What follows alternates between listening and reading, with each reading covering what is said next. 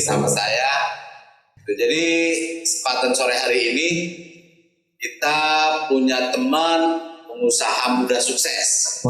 Beliau punya dekorasi yang keren lah. Gitu. Untuk standar Jakarta udah dipegang beliau. Gitu. Dan sore hari ini langsung aja kita perkenalkan Bapak Haji Rohidi Sari atau panggilan akrabnya Bang Haji Bolo. Assalamualaikum. Waalaikumsalam. Alhamdulillah. Bang Haji nih, bilang sore lah bahkan gitu kan, kita bisa mampir kemarin. Amin. Terima kasih nih sebelumnya.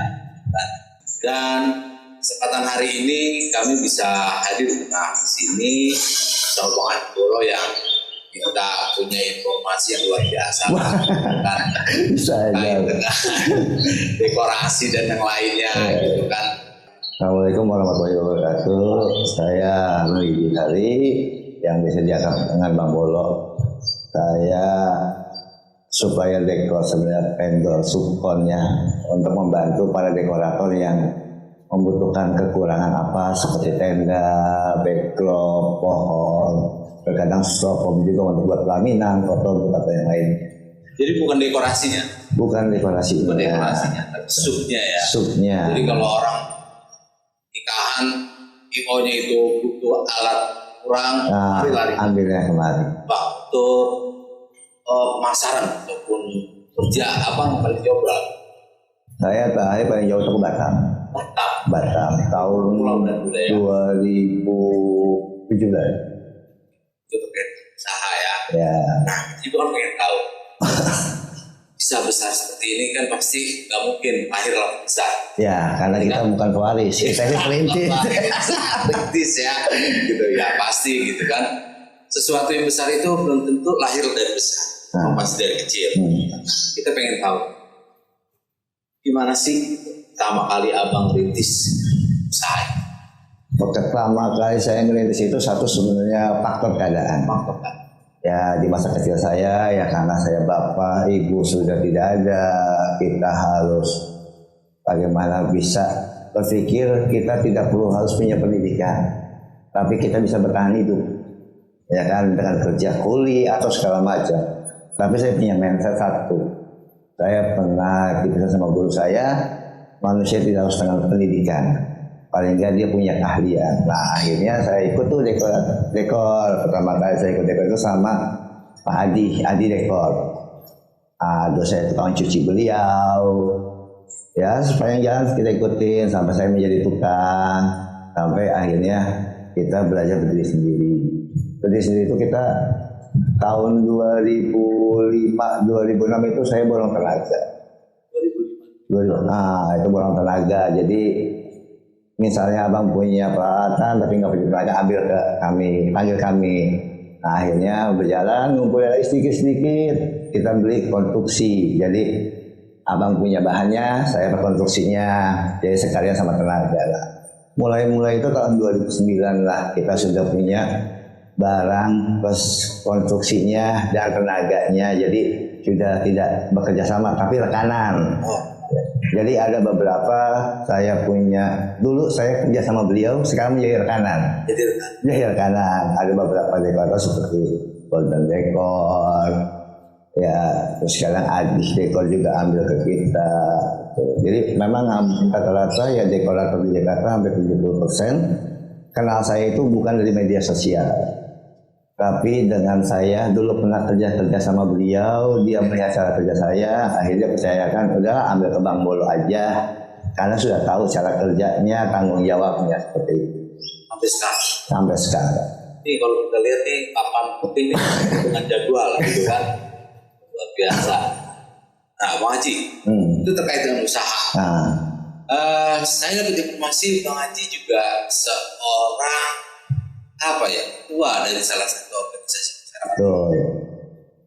Masuk Ormas itu saya kurang lebih tahun 2022. Dulu saya sebenarnya itu tidak kenal yang namanya organisasi, karena saya lebih cenderung di pekerjaan. Nah jadi waktu itu ada kekosongan di bendahara, saya diangkatlah sama salah satu ketua PAC Pondok Aren, namanya Bang Oke. Nah dari situ saya ikut organisasi. Memang banyak min dan plusnya. Saya berpikir saya itu lebih senang mencari silaturahmi. Yang tadinya saya tidak kenal si A, nggak kenal si B, karena saya orangnya dulu tertutup. Nah, semenjak di organisasi kita lebih terbuka dengan orang. Banyak pengalaman yang saya ambil. Bahwasanya sebenarnya organisasi itu bagus untuk kaula muda yang mau mengembangkan lah, untuk leadership-nya sebagai jiwa kepemimpinannya itu bagus. Cuman kalau saya pribadi, tujuan saya masuk organisasi ini untuk merubah image masyarakat. Merubah masyarakat ada ormas. Nah, dan juga dengan anggota kita juga. Sampai saya ibaratnya semenjak saya memimpin kurang lebih hampir 3 tahun lebih di wilayah Pondok Aren, pemuda Pancasila itu tidak pernah terjadi yang namanya onar. Kalau saya rapikan, setiap ada permasalahan saya selalu lebih dengan win solution. Tidak mau yang namanya dengan kekerasan. Ya kita musyawarah. Kalau memang anggota kita salah, bagaimana solusinya? Dan memang kita harus memberikan ganti rugi, kita ganti rugi, gitu kan? Karena manusia itu tidak ada yang tidak bisa selesai. Tergantung kita. Ya terkadang ormas dengan ormas akan sering terjadi. Kalau saya hadapin. Adalah sampean ketua, saya ketua. Bagaimana kita ngejaga anggota kita, ini kondusif kita, ini tanah kelahiran kita. Jadi jangan cari salahnya. Jangan cari salahnya. Yuk, bagaimana kita sama-sama introspeksi diri. Makanya kita selalu menggandeng 3 pilar, seperti pihak kepolisian, dan ramil, dan kecamatan. Saya selalu audiensi bagaimana Pak minta arahan untuk bagaimana ormas ini dibina dengan baik, diarahkan dengan baik. Saking banyaknya anggota, kadang personal sebenarnya. Jatuhnya oknumnya. Ya, biasanya oknumnya. Kan ya karena begitulah anak muda gitu kan. Karena kan memang salahnya itu untuk atribut organisasi itu kan terjual bebas. Terkadang orang itu pakai baju organisasi belum tentu dia menjadi anggota organisasi. Nah, yang punya patokan dia menjadi anggota organisasi itu adalah KTA. Nah, makanya terkadang ada beberapa oknum yang minta sumbangan pakai baju organisasi. Pas kita cek, pernah ada beberapa kejadian. Pas kita cek dia tidak punya kartu KTA, dia hanya memakai atribut. Ya pikir tetap aja masyarakat tuh menilainya pakai baju loreng, PP gitu. Padahal saya tuh kadang ngerti kayak contoh beberapa petinggi di Indonesia. Seperti Pak Joko Widodo, dia pernah pakai baju PP. Berarti dia kan oknum juga kan dia bilang ya. Tapi kan alhamdulillah beliau itu Dewan Kehormatan Pemuda Pancasila. Dan tidak ada didikan pemuda Pancasila itu yang arogan. Contoh kayak Pak Bambang, Ketua DPR kita, kayak Ketua MPR kita Pak Bambang Susatyo itu kan, dia kan juga anggota PV juga. Mereka lebih elit karena memang itu PP itu mengajarkan yuk kita berbirokrasi, kita dengan siap. PP ada di mana-mana tapi tidak kemana-mana gitu. Di semua partai kadang ada gitu anggota PP. Balik lagi Mas, ya kan Pak Haji, ya kalau dari umur mah kayaknya belum tua banget, kayak Tuan Sae. Saya lahiran tahun 85. Sama saya kurang lebih ya umur 40-an lah. Oke, masuk Mas. Tapi udah punya usaha yang luar biasa lah. Kalau menurut saya itu luar biasa lah. Gitu. Amin. Gudang ini kalau kita lihat masuknya aja pegel jalan. Yang namanya usaha itu pasti ada yang enak. Betul. Nah, mungkin banget cerita lah. Kalau usaha itu sebenarnya memang ada enak ada tidaknya. Yang penting jiwa sebagai pengusaha itu tidak pernah pantang menyerah.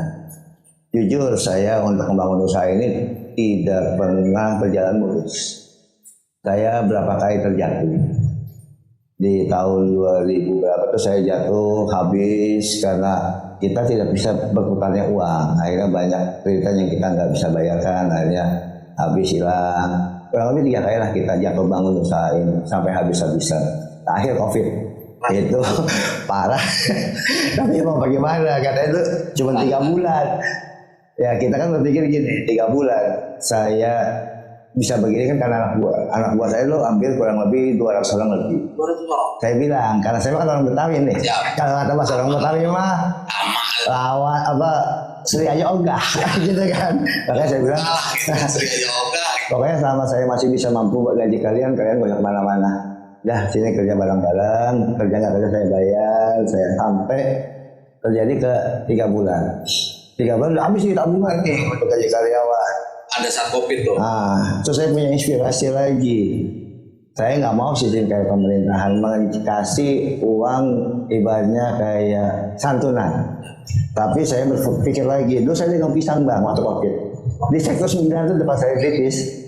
Saya di situ bikin pangkalan, di Palong Serap saya bikin pangkalan. Karena apa?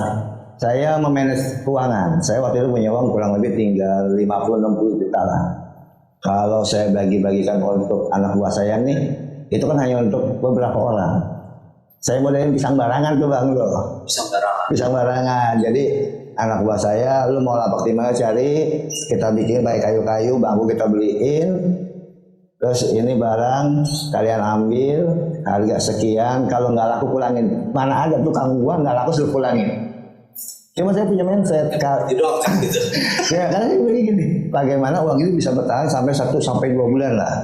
Ya kan karena paling kita dagang itu kan biasanya gini, pembeli sudah ada dari Tuhan. Ya kita mau dagang apapun pasti ada aja yang beli, walaupun lama, walaupun rugi. Tapi saya punya berpikiran uang ini bisa bertahan lah. Sampai bagaimana keadaan ekonomi di Indonesia ini bisa membaik. Nah, akhirnya berjalannya waktu kurang lebih saya dagang pisang itu 3-4 bulan. Nah, kata orang-orang bang, emang nggak malu apa? Tapi saya nggak pernah malu selama itu masih halal. Saya punya teman kemarin cerita kalau malu itu nggak makan. Nah, kalau malu itu nggak kenyang. Betul. Kalau saya karena saya jiwa pemimpin, bagaimana saya mendidik anak buah saya ini, orang-orang saya jangan pernah malu. Kalian mikir saya cuma bisa nyuruh enggak, tapi saya pengen praktekin. Saya dagang. Nih, saya aja yang dulunya penghasilannya jutaan, puluhan juta, saya nggak pernah malu lagi jatuh saya dagang. Kalian yang baru timbang namanya kuli, udah mikirnya gengsi. Jangan jadi manusia. Kalian di situ punya tanggungan. Kalau kamu udah punya keluarga, punya istri, kalau kamu punya anak, kamu harus biayain anak. Tapi jangan pantang menyerah, karena banyak orang yang saya lihat gantung diri, stres, beban utang apa segala macam. Karena dia tuh tidak mau menikmatin. Enggak, jadi gini, boleh kita pikirkan, tapi di batas kemampuan kita aja. Karena bagaimanapun kita nggak bisa juga merubah takdir. Ya kayak COVID, ya udah COVID, gitu kan. Takdir Tuhan, gitu kan. Jadi yang penting bagaimana kita bisa bertahan, bisa memperbaiki itu aja. Jadi pas COVID selesai, mulai kita udah mulai buka acara sedikit-sedikit, udah mulai berjalan. Akhirnya lapak-lapak yang itu udah kasihin orang aja, yang mau dagang silakan, nggak usah bayar lagi. Kan ada manfaatnya. Jadi kalau saya punya prinsip, barang yang sudah tidak manfaat kalau masih bisa dimanfaatkan, karena saya manfaat kasih orang.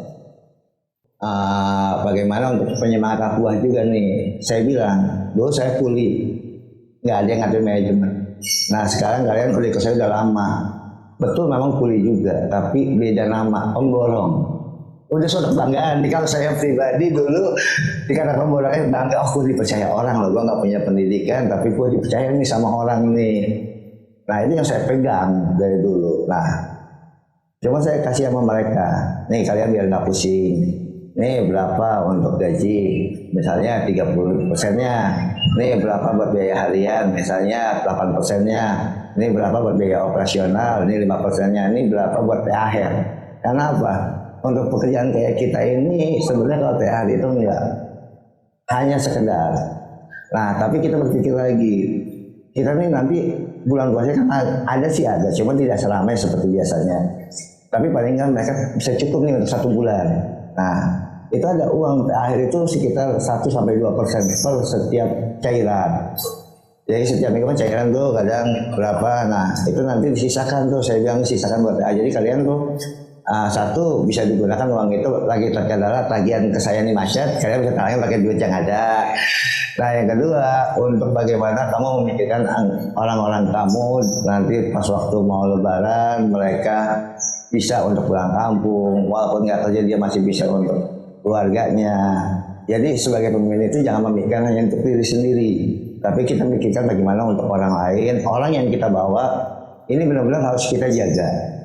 Dalam arti kata jaga itu mungkin kita tidak bisa memenuhi semua kebutuhan mereka, tapi paling enggak kita bagaimana bisa cari pekerjaan buat mereka. Nah kita mikirkan di waktu-waktu kayak masuk sekolah, terus lebaran itu kan yang bahasa kalau kuliah itu yang lagi urgent.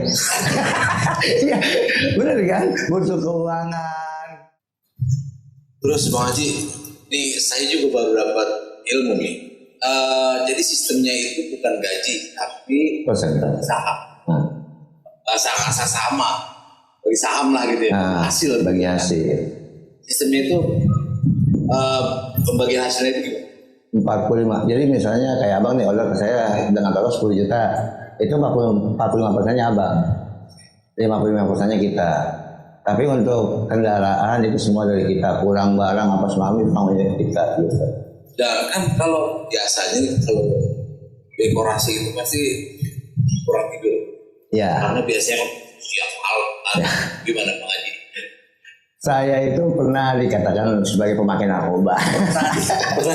Karena ya saya ada beberapa teman-teman kepolisian lah yang sering kadang main kita nongkrong. Abang begadang sampai 2-3 malam. Saya cuma satu, obat saya itu rokok. Cuman memang apa ya? Saya kalau nggak ngerokok tuh inspirasi hilang. Ada kurang. Terus sama satu, kedua itu makan. Karena kita pekerja malam begadang yang sering kena itu mah.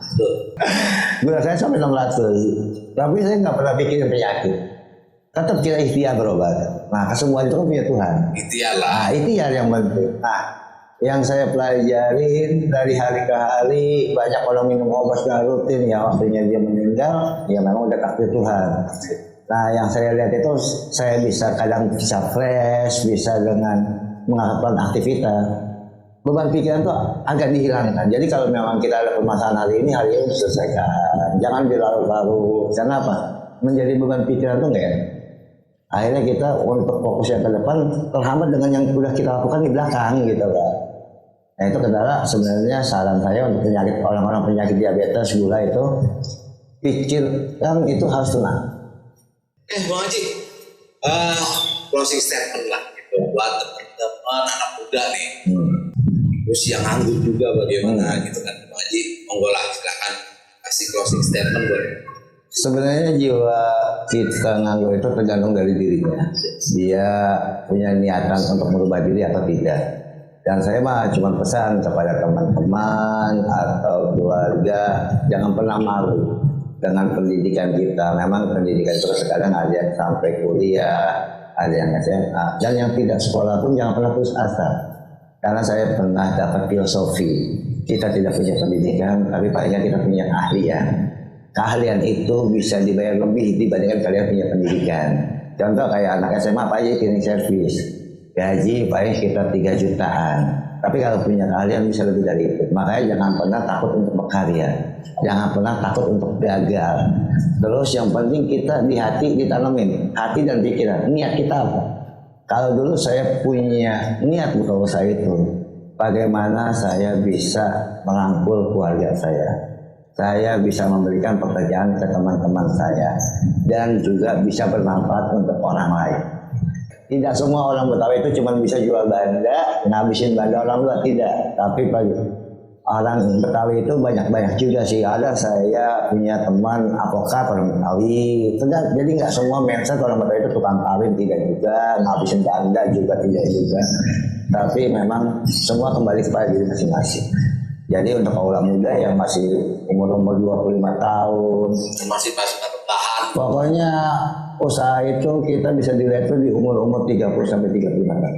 Pokoknya usaha bisa diamalkan itu di atas 5 tahun. Dari kita mulai ngerintis, kita harus bisa tuh lihat manajemen keuangan kita ini bisa stabil apa enggak. Kalau 5 tahun dia udah bisa stabil, saya yakin perusahaan itu nggak mudah rugi. Karena apa? Akar sudah ditanam. Tapi kalau misalnya baru setahun dia sudah hancur, ya nggak mau. Jadi intinya sukses itu ada di diri sendiri. Kalau teman-teman berubah sikap, berubah segala sesuatunya pasti. Dari saya salam sehat, salam sukses. Wassalamualaikum. Waalaikumsalam warahmatullahi wabarakatuh.